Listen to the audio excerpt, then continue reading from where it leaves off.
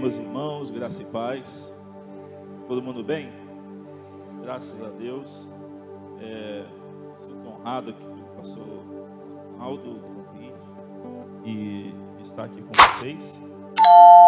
Poder relembrar algumas coisas. Eu estudei aqui durante um tempo, Ser Forte, no Centro de Formação Teológica da Igreja Wesleyana. Pegava o ônibus aqui em frente durante um tempo e ia para casa. Era um desafio pegar o ônibus. Eu morava em Campo Grande e nessa época era um desafio, né? E eu sempre olhava do lado do carro, mas não vinha, né? Só pegava o ônibus e ia embora. É um privilégio estar aqui mais uma vez. Sou casado, tenho 43 anos e tenho trabalhado na missão desde que eu me converti. Desde que eu me converti em 97. E a missão ressignificou a minha vida. Deus me deu uma causa para viver e morrer por ela. Quando eu conheci o Evangelho, eu tinha uma causa para morrer. Eu, novo, né, meus 16 para 17 anos, vivia nos bailes e fazendo besteira para tudo quanto é lado, viciado em drogas, só causava desonra para meus pais, meus avós. E quando eu conheci o Evangelho, a primeira coisa que me apresentaram foi Jesus. E depois um irmão me desafiou, eu não entendia muito bem, ele falou: agora você vai morrer pela causa certa. Porque morrer, tu vai morrer de qualquer jeito, só que tu estava morrendo pela causa errada. E, de verdade, a missão ressignificou a minha forma de viver, ressignificou a minha existência. Vivo por isso, vivo para que a grande comissão seja realidade, que se cumpra. Quero cumprir o meu papel enquanto vivo na colaboração para a grande comissão se cumprir, né? O Evangelho chegar em nações que ainda não têm o Evangelho.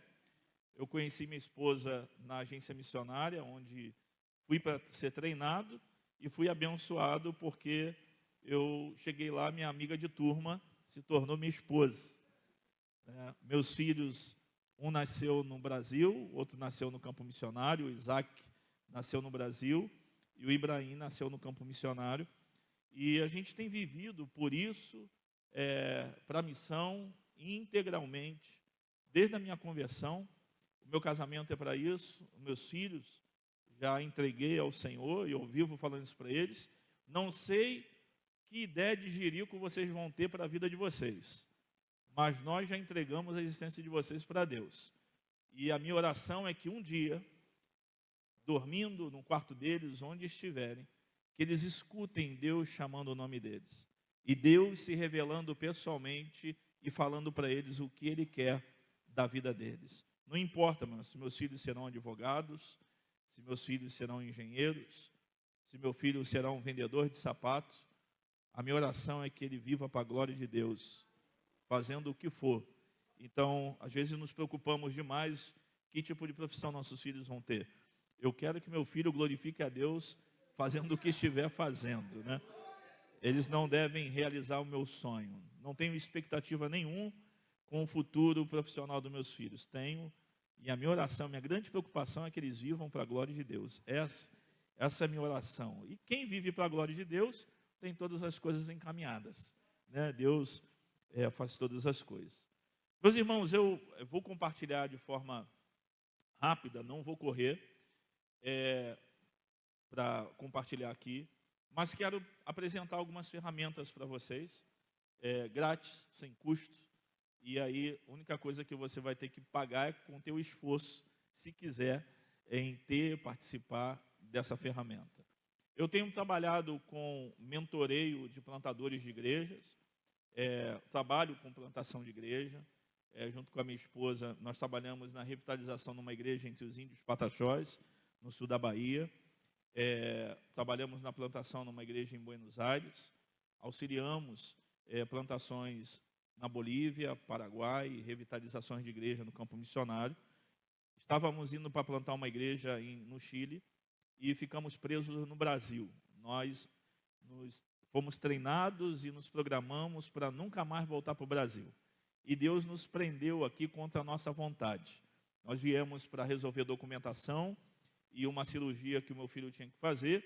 Acabamos ficando presos por aqui e Deus deixou de forma clara para nós que trabalharíamos com uma das áreas mais difíceis do que você ir trabalhar com um povo não alcançado. Você sabe qual é?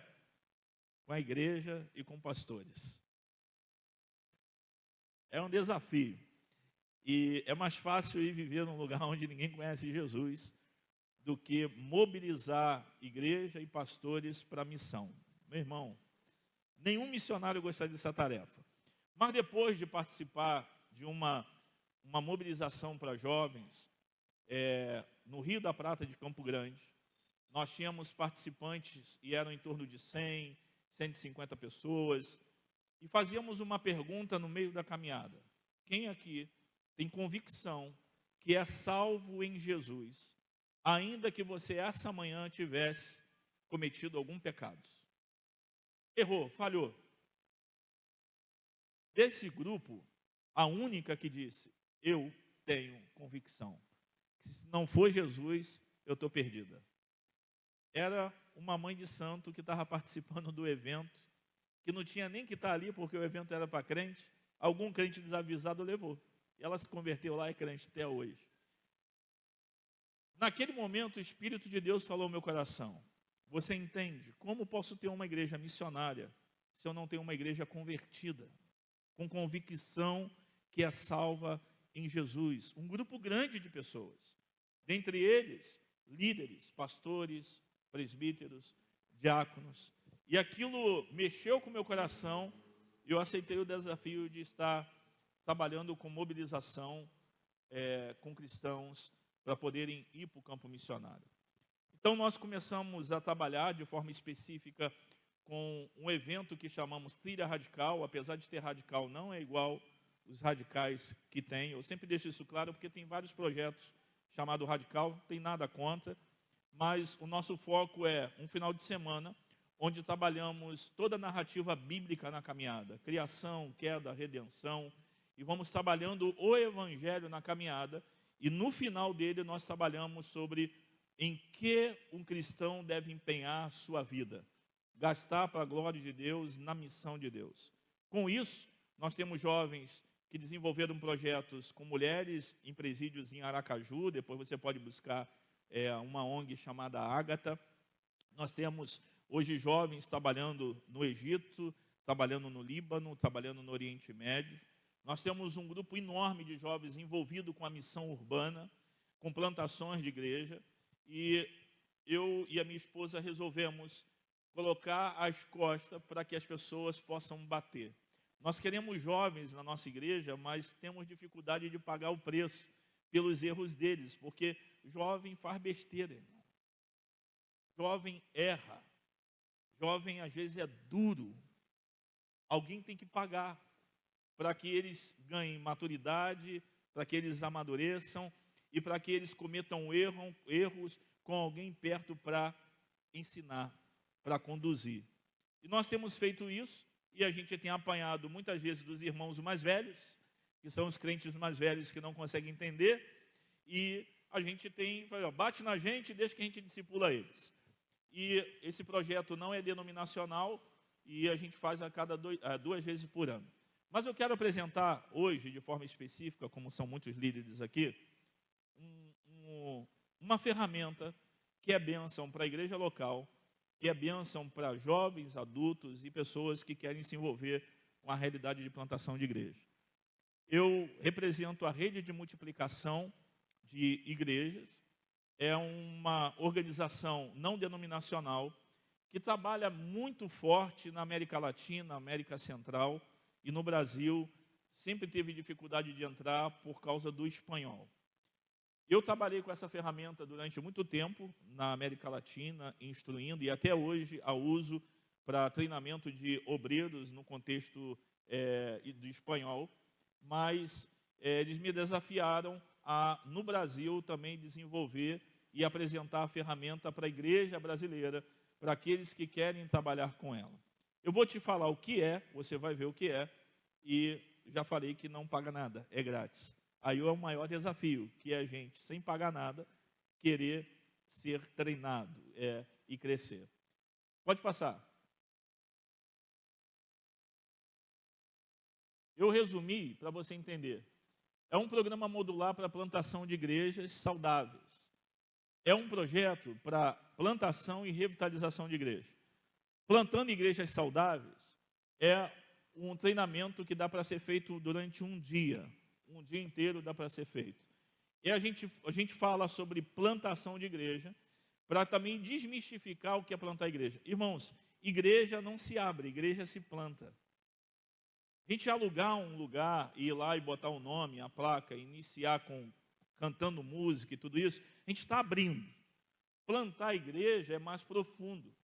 Você precisa de alguns aspectos básicos, como analisar a cidade, por que tu vai plantar a igreja naquele lugar, que tipo de pessoas naquele lugar que precisam ser alcançados pelo Evangelho. Você vai entender como pensa aquele pessoal, como que eles se vestem, o que comem, como se relacionam, onde vivem, para depois você conseguir contextualizar o Evangelho, para que você possa falar na língua daquele pessoal. Assim também é feito no campo missionário. E aí você planta uma igreja focada em pessoas que estão longe do Evangelho e não para atrair gente de outras igrejas. Quando às vezes você vê um marketing muito bem feito, abre uma igreja em algum lugar, investe em música, iluminação, chama alguém famoso para ir, tudo, o que esse tipo de forma de iniciar uma igreja atrai? Outros crentes. Mas dificilmente traz desviado e não crente. Então a plantação de igreja desfoca nos crentes das igrejas e pensa mais naqueles que não frequentam igreja. Esse treinamento é um treinamento que dá para ser feito em um dia. Tem a rede de retiro de plantadores, que aí é um final de semana, com um treinamento mais intensivo. E o processo de seleção do plantador é quando a gente analisa um exemplo. Você quer plantar uma igreja e tem o plantador. Nunca se inicia uma igreja com a igreja, se inicia com o plantador, com a pessoa. A gente analisa o perfil, conversa, tem um bate-papo muito legal, desenvolve alguns questionários para responder. Na maioria das vezes eles desistem, porque não são plantadores. E é melhor que não comece, porque plantação também mata obreiro. Então, quando a gente ajuda na questão do perfil, do selecionar o plantador, nós evitamos dores desnecessárias com obreiros. A gente manda o mestre para plantar a igreja. E o mestre chega lá, bota todo mundo num lugar e vai só ensinar para 1 ou 2, 10 anos. Não é um plantador. Não é um plantador. Então a gente precisa olhar de forma especial. Tem um módulo para plantadores de zona 1 a 12, que é mais intensivo. Tem a graduação. E aí a gente vê ali embaixo, em cima é mais igrejas. Tudo que é para plantação. Embaixo, melhores igrejas. Rumo a uma igreja de impacto. A gente analisa, junto com verifique o pulso da sua igreja, o estado da igreja. Ali é revitalização da igreja local. Se eu fizer algumas perguntas ou um questionário sobre a sua igreja local, como é que ela está, sobre ensino, evangelização, serviço, o que alguém da igreja diria em pontuação de 1 a 5, como que está essas áreas? Então a gente senta com uma ferramenta de análise para analisar a saúde da igreja local e ajudar e cooperar num processo de revitalização da igreja local. Verificar o pulso da igreja é de verdade, ver se ela não está com pressão alta ou com pressão baixa. E aí a gente coopera ajudando com perguntas, não é nada pronto, tipo, faz isso aqui que funciona. É o líder que vai chegar às suas próprias conclusões e ele vai criar essas ferramentas. O processo de planejamento estratégico para a igreja local e essa caixa de ferramenta a gente ensina os líderes a serem mentores. Mentorear pessoas é diferente de ser conselheiro. Guiar pessoas por processos até eles cumprirem a sua vocação é diferente de ser simplesmente um conselheiro. É intencional e a gente precisa levar as pessoas até o lugar certo. Vou dar um exemplo prático para vocês. Quando nós chegamos no Brasil, nós adotamos um rapaz que era um crente que dava dor de cabeça. vimos potencial porque identificamos que ele era um mestre. Eu conversei com seus pais e o adotamos praticamente. Ele vivia lá em casa, morava com a gente, estava nos projetos. Me deu muita, mas muita dor de cabeça. Muita dor de cabeça. Orávamos por ele, orientávamos. Quando ele percebeu e começou a se atentar, ele se tornou um braço direito e um camarada tão essencial na minha vida, na minha família, no meu ministério. E hoje ele é um dos pastores da igreja junto comigo. Mas isso levou 9 anos. Intencional. Investindo em treinamento e tudo. Ele é o cara que cuida de todo o treinamento bíblico, teológico da igreja, porque ele é o mestre. Eu não sou. Apesar de ser pastor e ter que ser mestre e ensinar, eu não sou. A minha vocação é muito mais apostólica, missionária, do que... Aqui, quando eu digo apostólico, não é de título, é de função. Mas ele é o mestre.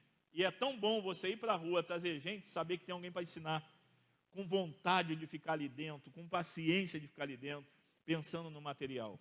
Eu então trago essas ferramentas para vocês. Falei com o Ronaldo que ele pode, aqui na região, ver quem quer fazer. Além do treinamento, a gente também entrega uma apostila, e aí de PDF, mas se você quiser física também pode falar, e tem um custo, mas um PDF com tudo do treinamento para quem participa, 0,800. A não ser que a gente faça um café e talvez tenha um custo do café, ou se cada um trouxer alguma coisa, também não tem custo nenhum. Vocês entendem? É uma ferramenta, está sendo apresentado para quem quiser, mas o ideal é sempre com um grupo de pessoas.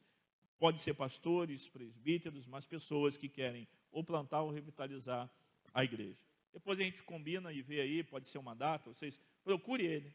E ele agora está aí responsável, pelo menos pela região, de ver uma forma, um café, da gente passar o dia juntos em treinamento. Eu acho que é melhor do lado de cá do que do lado de Campo Grande, né? Amém, irmãos?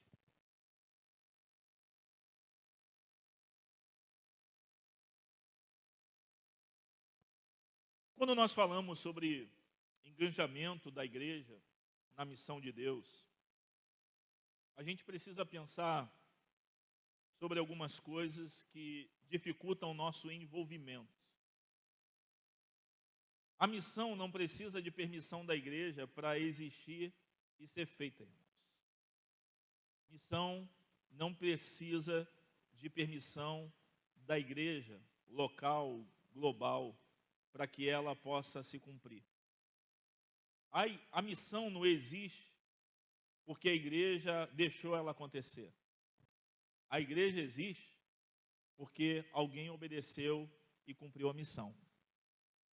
Mas, quando a gente olha para a prática, o que parece é que a missão sempre está batendo na porta da igreja pedindo permissão para ela existir, para ela acontecer. Púlpitos são fechados para informação missionária. Eu cuidei de 105 pessoas no campo missionário durante 6 anos. Entre os filhos, os missionários, os solteiros.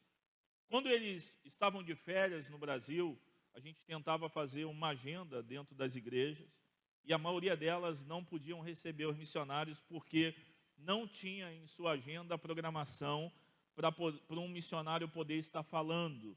Tinha que esperar uma data específica para eles poderem estar ali passando informação.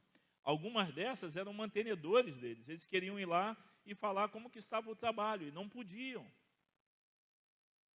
Cansei de ver em congressos missionários na porta do hotel onde era o congresso, que não podia entrar porque ele não estava incluído na lista para poder ficar em um lugar e até tarde da noite aguardando para poder ter um quarto para ele dormir depois de 10 horas de viagem de avião e para poder estar ali.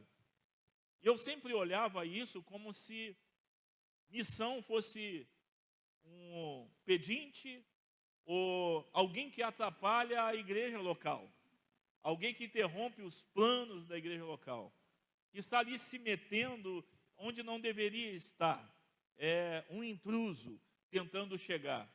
E muitas pessoas, especificamente líderes, incomodados, que não sabiam muito o que fazer, e parecia que se a informação não chegasse, era melhor porque assim também você não tinha mais gente emocionada e pensando o que fazer, ou cobrando uma ação da igreja local. Mas, meus irmãos, o que acontece é que quando uma igreja local está fechada para o que Deus está fazendo no mundo, ela se torna alienada, inadequada, e um monte de gente não sabe o que fazer da vida. Porque se tira a missão, a igreja existe para quê, irmãos?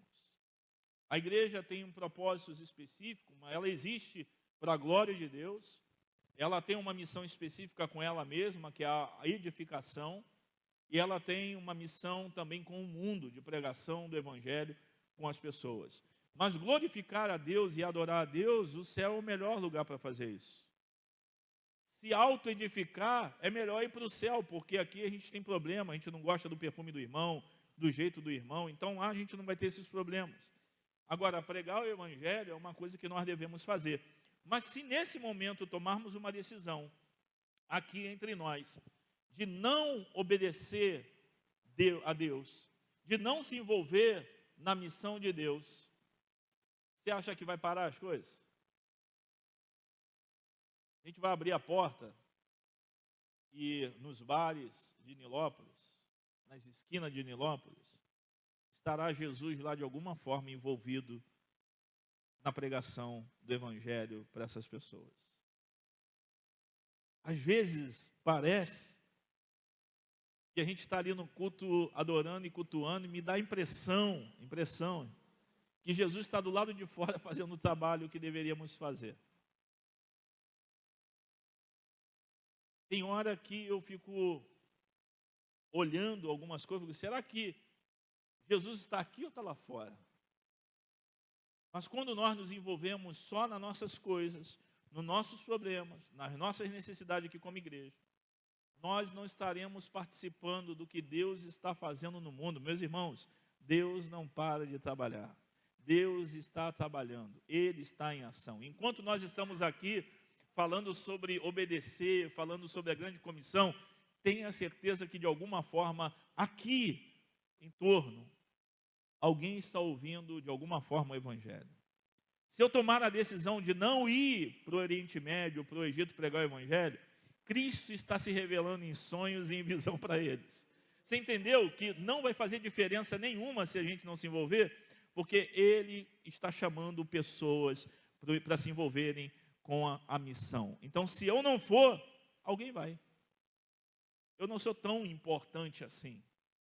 Eu não sou a peça que não vai deixar a engrenagem parada. Deus vai fazer o trabalho dele independente de nós. Agora, o privilégio é, nós estávamos mortos em nossos delitos e pecados. Nós éramos inimigos de Deus. Nós estávamos longe do Salvador. Nós éramos leprosos sem cura. Nós estávamos cegos. Ele foi lá e nos salvou, transformou a nossa vida e disse: ide, ressignifique a sua existência, pregue o evangelho. E nós precisamos fazer isso. Eu quero ler um texto com os irmãos, que está no Evangelho de Mateus, capítulo 11, versículo 5.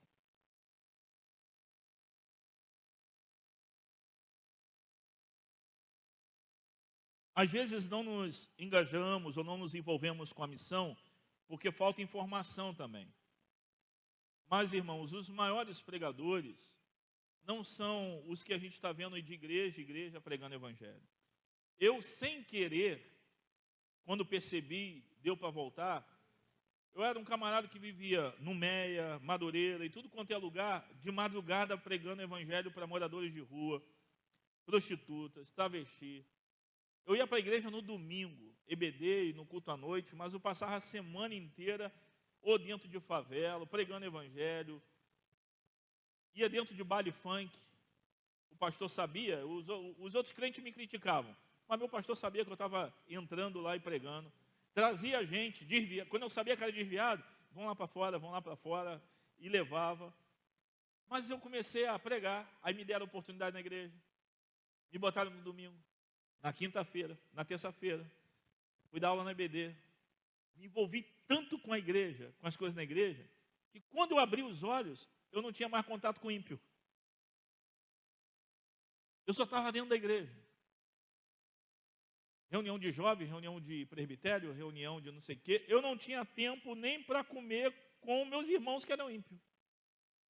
Porque a igreja tinha ocupado todo o meu tempo. E eu estava na igreja. Pô, isso é legal, pô, aquele jovem está na igreja direto.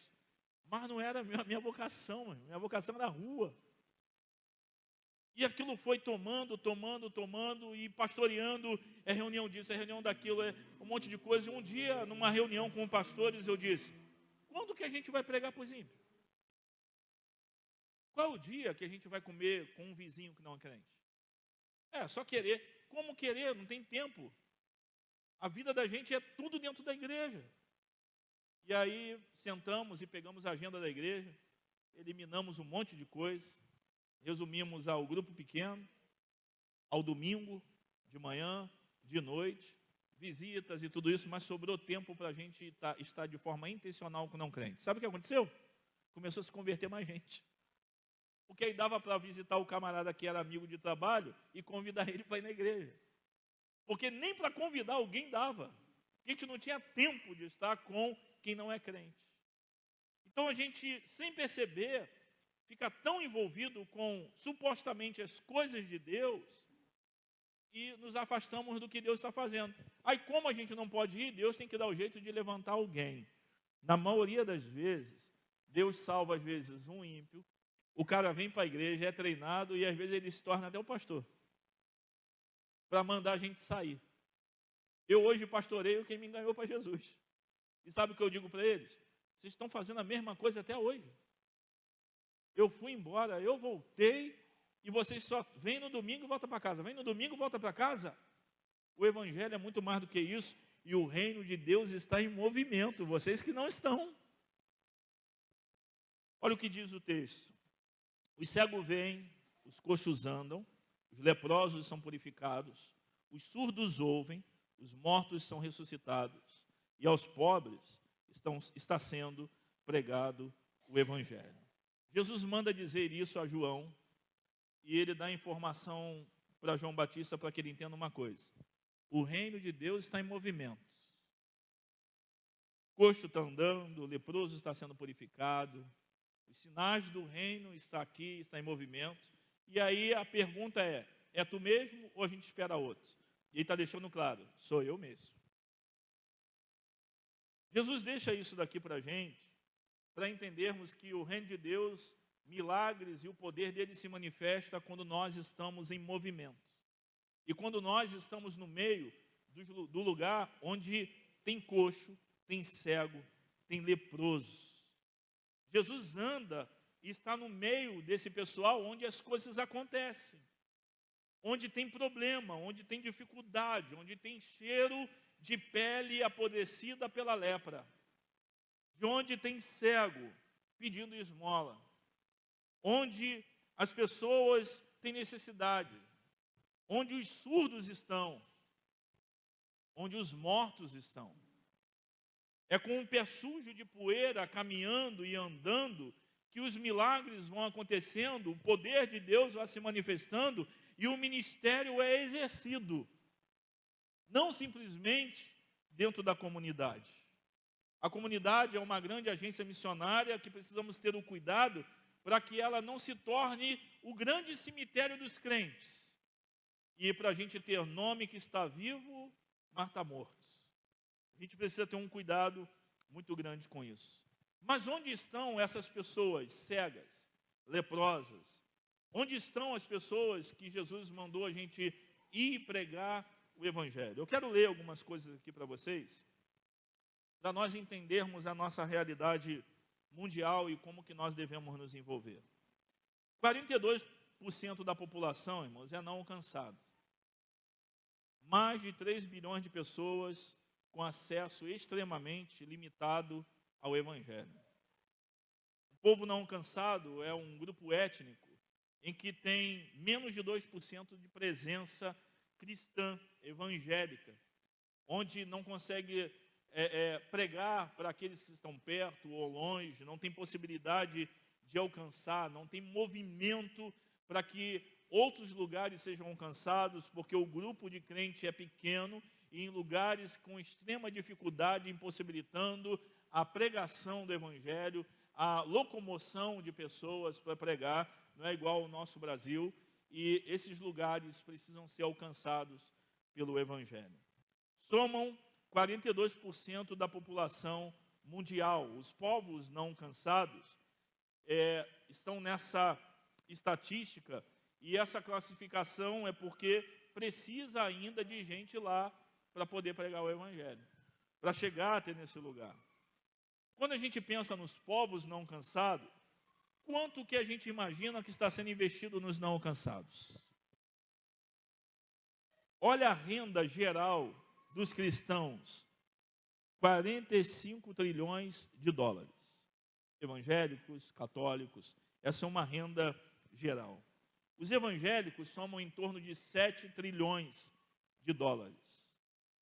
Uma renda geral. É claro que essa estatística ainda é feita com igrejas que prestam conta, que de alguma forma você tem como pegar estatística. Isso aqui pode ser muito maior se a gente pegar de forma geral.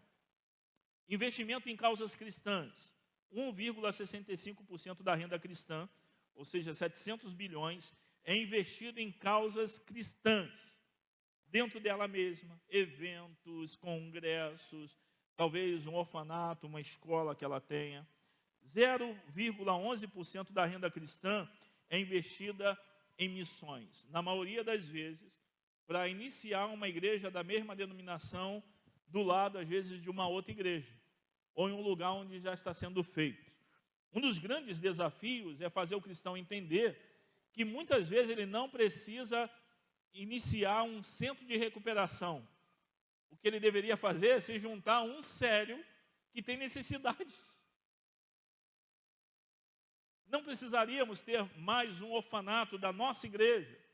Deveríamos juntar nossa energia e procurar um sério e ali a gente ajudar nas suas necessidades. Mas você já viu que às vezes cada um vai criando o seu e todo mundo com dificuldade. Se estivéssemos unidos, nós teríamos centros de recuperações, referência no Brasil e na América Latina. Porque às vezes tem vários. Se você anda para o lado de Itaboraí, vai até Cabo Frio, né, que tem muitos para lá, você vai encontrar um monte com falta de comida, de roupa, de profissional, de um monte de necessidade. Quando se tivéssemos unidos para ajudar nós teríamos um bom, com bons profissionais, nós teríamos, não estou dizendo que um resolve, mas concentrar a energia para investir naquilo que já existe, o que precisa às vezes é de um bom gerenciamento. Às vezes o cara é bom, tem um bom trabalho, mas falta alguém para gerenciar os recursos. E aí você é um profissional disso, poderia estar lá dentro, ajudando. Esse investimento muitas vezes é para a propagação do nome e não em si do Evangelho. 0,0064% da renda cristã é investido em povos não alcançados, em torno de 450 milhões de dólares. 45 bilhões investido em missões nacionais, países e missões estrangeiras onde já é alcançado. A maioria dos recursos investido no mundo já evangelizado, mas pouco é investido em povos não alcançados. Cerca de 1% do dinheiro mundial dos cristãos é investido em povos não alcançados. A igreja tem dinheiro, irmãos? Tem. A igreja tem recursos humanos? Tem. O que falta é fazer a coisa de forma intencional, levando em conta o que Deus quer que a gente faça e não o nosso planejamento, pedindo para que Deus abençoe o que nós planejamos. Planejar segundo a vontade de Deus é diferente de planejar e pedir a bênção de Deus. É muito diferente. Quando a gente planeja vida, ministério, vocação, família, igreja, levando em conta o que está no coração de Deus, tudo é feito segundo isso e não o contrário, quando a gente faz um planejamento da nossa vida e pedimos para que Deus coloque a mão ali. E às vezes nesse planejamento, Deus não está envolvido nele. Agora, quando eu organizo a minha existência, a minha vida segundo o que eu entendo de vontade de Deus pelas Escrituras Sagradas, a possibilidade de ter a bênção de Deus é muito maior do que planejar e depois pedir a bênção de Deus. Quando me perguntam como que eu entendo o meu chamado, o que eu preciso fazer para entender, eu sempre digo, faça o que Deus está fazendo e você vai ter a certeza que está fazendo a coisa certa. Se você está perdido, não sabe o que fazer do ministério, a melhor coisa é, faça o que Deus está fazendo. Se é o que Ele está fazendo, a possibilidade de estar fazendo a coisa errada é muito pequena. Nós temos como igreja 3.000 vezes os recursos humanos necessários, 9.000 vezes os recursos financeiros necessários para cumprir a grande comissão. Os evangélicos no Brasil doam em cerca de 30 centavos por mês para alcançar os povos não alcançados. Um cristão brasileiro gasta no final de semana com lanche o que às vezes uma igreja gasta em um ano. Ontem a gente tem um curso de casais e ali estavam 2 jovens fazendo curso. E ontem foi sobre a vida financeira da família. E começamos a falar e a compartilhar. E aí eu compartilhei com eles como que eu e a minha família vivemos. E alguns também compartilharam. E aí eu dei carona e ele me perguntou assim, como que vocês vivem? E aí eu fui explicando para ele, falando. Falei, já que tu me perguntou, agora eu quero saber quanto que tu ganha. Aí ele me olhou, ele e a esposa. A gente ganha muito bem, pastor. Legal, mas quantos? E eles compartilharam. Falei, então quer dizer o que você e a sua esposa ganham, sem filho, sem cachorro, sem gatos. É 2 vezes mais o que eu ganho para viver e eu vivo melhor do que você? Aí ele, pastor. Eles vão, no mínimo, 2 vezes no cinema na semana, a não ser que eles esgotem os ingressos de todos os filmes, né? Todo final de semana eles lancham, em média de R$ 70 ou sábado ou domingo. E aí a gente fez uma conta rápida, multiplicando aí por 4 vezes, né? E quando eles viram o dinheiro que eles jogam fora, aí para melhorar eu disse, o dinheiro que vocês estão gastando para entupir veia, para ter colesterol alto e com distração, mantém um jovem solteiro na África pregando o evangelho. Aí eles baixaram a cabeça, eu falei, agora é a hora de fazer pensar, né? O que vocês ganham, o que vocês gastam com distração e comida na rua, daria para adotar. Aí eu falei o nome dos meninos que estão lá na igreja, mas não tem ninguém ali cooperando. Eu falei, tu já viu o tênis que ele tem no pé? Daria para comprar 2 para ele. Aí eles foram ficando mal, e eu também não arredei não. E eu disse para eles, esse é o problema quando nós não entendemos o nosso lugar no reino de Deus. Somos capazes de gastar dinheiro que poderia estar sendo investido para a eternidade com comida e depois passar na farmácia e comprar Eno e sei lá o que for para ajudar o fígado, gastar com a sua própria morte, mas não gasta no reino de Deus. Aí para ajudar e terminar e fechar o caixão, eu disse, esse dinheiro ajudaria demais o aluguel da igreja. Porque é menor do que você dá de dízimo, com certeza ele é, eu ainda tenho dificuldade com isso, porque tu é miserável, porque você é egoísta. A gente tem liberdade, você é egoísta, você não leva em conta a sua comunidade, você gosta do ar-condicionado, você gosta do ambiente, você toma o cafezinho que domingo é colocado lá, você come os biscoitos, mas você não ajuda em nada, porque a tua comunidade não importa para você. Hoje a gente tem reunião de novo. Ele é descendente de Saterê. E eu falei para ele, você deveria voltar lá para o Amazonas e pregar o evangelho lá no teu povo. A gente está treinando um casal missionário, irmãos. Você entende? Se ele for para o campo desse jeito, ele vai gastar o sustento dele todinho com bobeira. E no campo missionário, o salário do missionário é do reino. É com esse salário que tu faz um monte de coisa para o reino. Nós, como cristãos, temos dificuldade com o que Deus está fazendo no mundo, porque às vezes nós queremos um Deus que supra as nossas necessidades, somente isso. Mas o Deus que se mete em nossas vidas, ao ponto de causar caos, de tirar a gente do nosso emprego, de pedir coisas que nos custa muito, muito caro, de mandar a gente fazer coisas que vai nos colocar numa situação complicada. Nós não gostamos da ideia de um Deus como esse, de um Jesus como esse, que pega nossos filhos, que estavam cuidando dos seus trabalhos, depois de formados, e leva eles para ficar andando por aí, como peregrinos pelo mundo.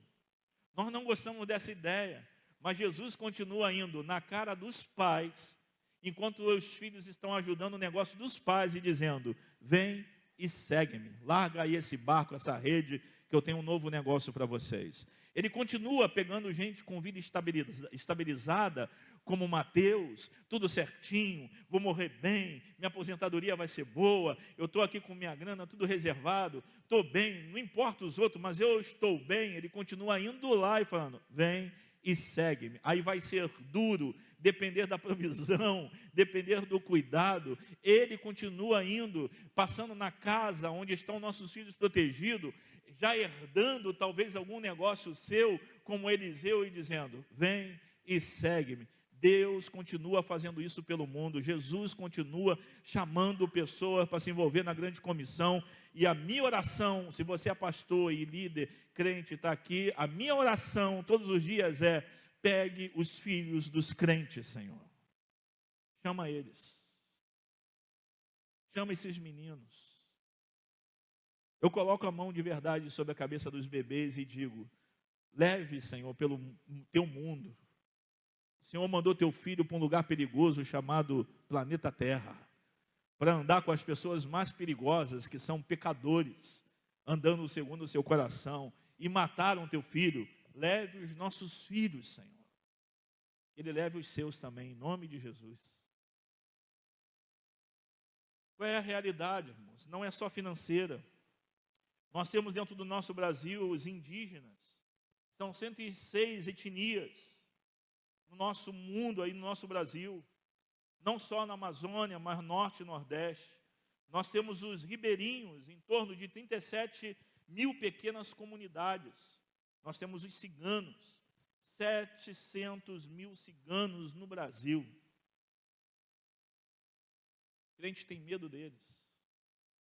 Tem uma comunidade em Campos dos Goitacazes, lá em Santa Maria de Campos, e os crentes lá, alguns têm medo dos ciganos, que eles venham.